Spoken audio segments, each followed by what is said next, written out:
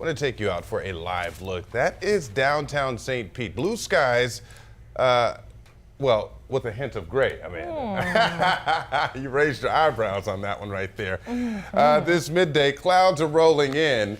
But I do see the flag, Old Glory, whipping in the wind there. So we've got some wind blowing through the area too.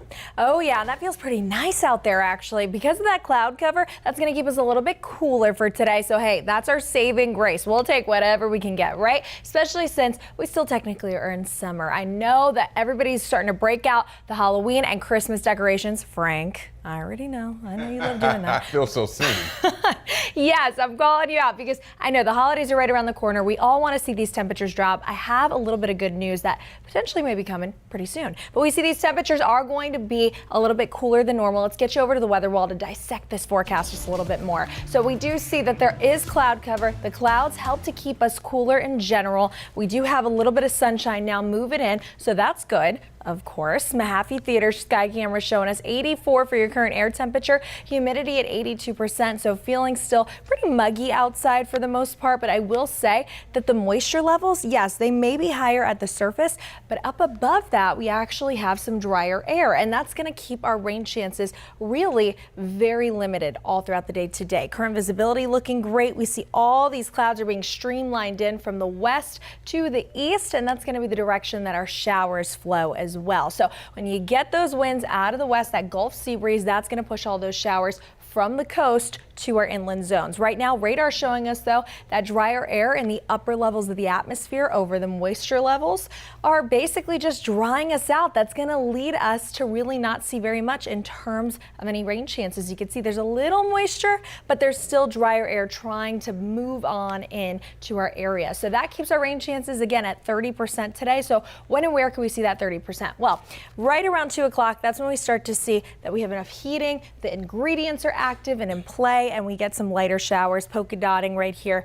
Our forecast, you can see those polka dots are green. Those are those pop-up showers coming in. I think best chance for us to see some rain would be from about 3 to 6 o'clock, and it's going to gradually work its way from the coast and I-75 to east of I-75 to our inland counties by 5:30, 6 o'clock. And I think our inland zones will be the ones to see the best shots at rainfall today from about 6 to 8 p.m. for our inland zones. So again, overall, I would say 3 to about 8 o'clock, afternoon, evening hours, but mainly right over I-75 for downtown St. Pete, also for downtown Tampa. You're looking at about 3 to 6, and we only see about a 30 to 40% chance for rain. We dry out into the evening and overnight hours looking dry. Tuesday, we're going to see a lot more in terms of sunshine finally coming back to the Sunshine State, as it should.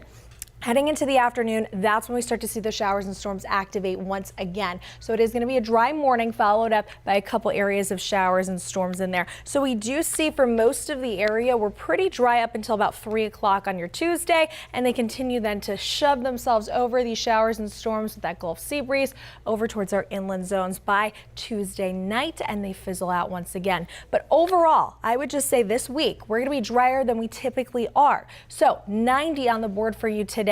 We are going to struggle to get to 90 in most places because of the cloud cover.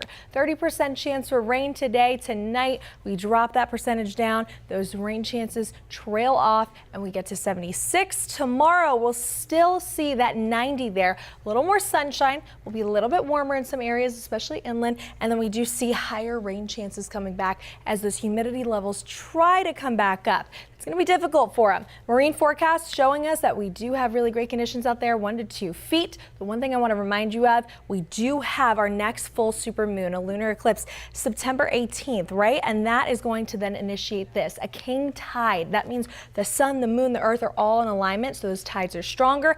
And speaking about waters, right, we have the Atlantic, very warm, and potential tropical cyclone 8, the latest advisory from 11 o'clock this morning, showing us that system is going to not be able to get that storm name, actual designation, but that's good.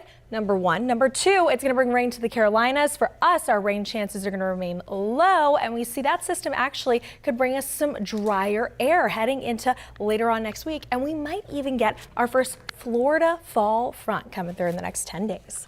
Florida fall front. Yes, try to Okay. say that 3 times fast.